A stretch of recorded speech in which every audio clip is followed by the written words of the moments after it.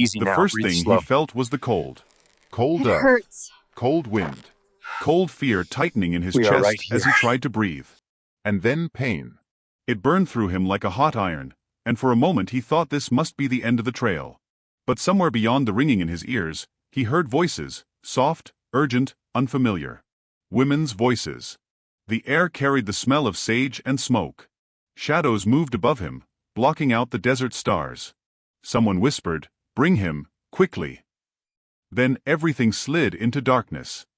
When he woke again, he lay on a woven mat, inside a round earthen dwelling lit by the orange glow of a small fire.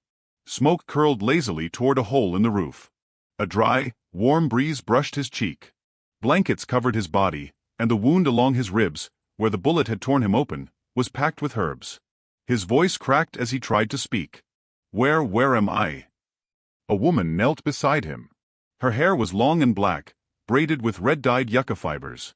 She dipped a cloth in warm water and pressed it to his forehead.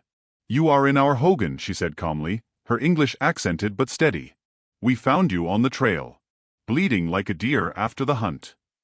He winced, trying to sit up. She placed a gentle hand on his shoulder. "Do not move yet, cowboy." Cowboy. She made it sound half like a tease, half like something earned. Another woman entered, a grandmother by the look of her, with silver hair and a gaze that could see straight through a man's soul. She carried a small clay bowl of medicine. "This one is full," the elder said bluntly, eyeing the stranger. "Riding alone shot no sense." The younger woman suppressed a smile. "Grandmother speaks true." He cleared his throat. "My name's Jed Holleran, if that counts for anything." The elder grunted. Jed Holleran. Fool with a name. He couldn't help a faint laugh, though it hurt. "Well, you're not wrong." He drifted in and out of sleep after that. The women tended him with patience he did not understand. As days passed, the pain dulled to a deep ache, and he learned their names. The younger woman was Nalin, calm, thoughtful, sharp-witted. The elder was Yensa, stern but not unkind. Wind rustled through the Hogan at night. Outside, coyotes cried, long and lonesome. Nalin sat near the fire, grinding herbs or sewing leather while she kept watch. One night, as the flames danced low, Jed asked quietly, "Why'd you help me?" "You didn't owe me nothin', Dot." Nalin paused, fingers stilling on her stitching. Firelight touched her cheek, softening her features. "In our way," she said, "a wounded man who crosses your path is placed there by the holy wind. To leave him is to bring bad luck on the people." She looked up, and there was something deeper in her eyes, something she wasn't saying. "But there is more," she added.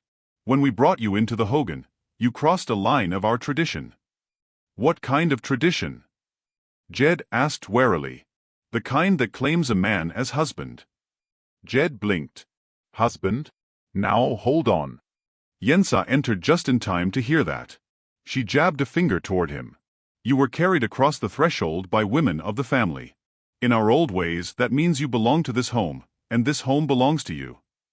Jed stared at them, mouth halfway open.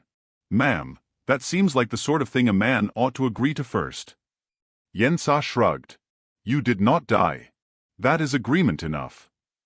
Nalin looked away quickly, embarrassed, her braids sliding over her shoulder. "It is an old belief," she murmured. "Many do not follow it anymore." "And you?" Jed asked softly. She hesitated. "I honor the old ways. But I also know life does not always follow rules." Her voice trembled just enough for him to hear it.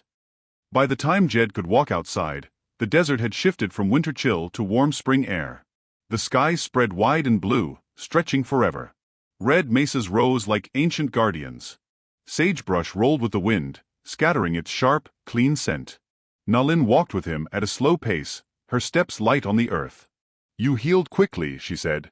"Stronger than you look." "That's what folks tell me," he replied. "Though most say it right before I get shot again." She laughed, a soft, honest sound that stirred something warm in him. They reached a ridge where the land opened wide. Heat shimmered in the late afternoon. A hawk wheeled above them. Jed let out a breath. "Haven't seen a place this peaceful in years." "This place remembers," Nalin said quietly. "It holds stories, and hurts, and hopes." Her voice carried something heavy behind it. Jed studied her. What kind of hurts? He asked. She lifted her eyes to the distant hills. Riders came 2 winters ago. Took horses, burned part of our camp. My father tried to stop them. He did not return. Jed bowed his head. I'm sorry. She nodded once, accepting the words but not dwelling on them. Since then, she said, I work. I help my grandmother.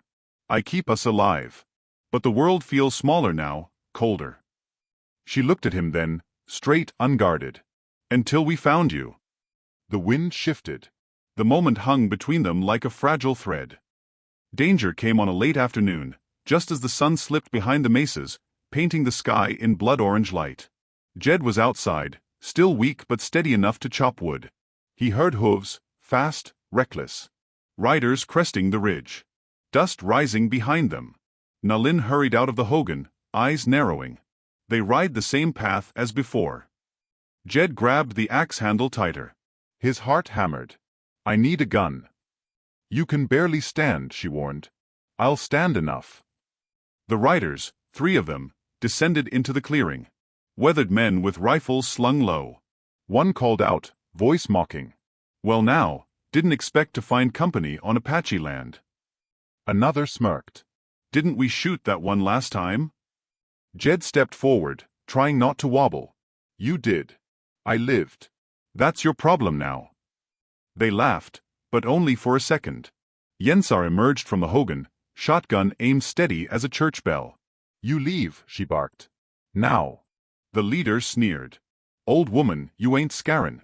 Jed didn't wait. He swung the axe handle low, cracking it into the man's knee. The rider howled, toppling from his horse. The others whipped their rifles forward. Nalin shouted Jed. He dove behind a rock as gunfire split the air. Bullets kicked up dirt at his feet. Yensa fired once, clean, sharp, and another rider reeled backward. Jed grabbed the fallen man's pistol, aimed with shaking hands, and fired. The last rider cursed and fled, the others scrambling after him. Silence settled, save for the wind and Jed's ragged breathing. Nalin rushed to him. Are you hurt? He shook his head. Not more than before. But when she helped him stand, her hands trembled. Her eyes shone with fear, and something deeper. You could have died, she whispered. He touched her arm gently. So could you. Their eyes met, and the world went still. That evening, the fire inside the Hogan glowed soft and gold. Yensa brewed tea, muttering about fools and danger, but her expression held pride. Jed sat beside Nalin, their shoulders almost touching. You know, he said quietly, I've been thinkin' on that tradition you mentioned. Her cheeks warmed. Jed. No, let me say this. I came here near dead. You put me back together. You gave me more kindness than I deserved. He turned toward her, voice steady, sincere. If I belong to this home, it's because I want to. Not because of rules. Not because I got carried across a doorway. Because of you. Nalin's breath caught. The firelight shimmered in her eyes. And what do you want, Jed Holleran? She asked softly. He reached for her hand, slow, respectful, hopeful. I want a life worth livin'. With you, if you'll have me. Her fingers closed around his. Then she leaned her forehead to his, a quiet, tender gesture of acceptance. Yensa cleared her throat loudly. Good. Now he is husband by choice. Not by accident. Nalin laughed, wiping at her eyes. Jed smiled, feeling, for the first time in years, at peace. Morning came gentle over the desert. The plains glowed pale gold. A hawk circled above. Somewhere far off, a coyote called into the waking light. Jed stepped outside with Nalin, her hand in his. The air smelled of juniper and new beginnings. She looked up at him. So this is your home now? He nodded. If you'll walk it with me, then yes. For as long as the trail runs. Nalin smiled, a warm, honest smile that lit the world like sunrise. And together, they walked into the day, healed, hopeful, and ready for whatever lay ahead on the wide, wild frontier.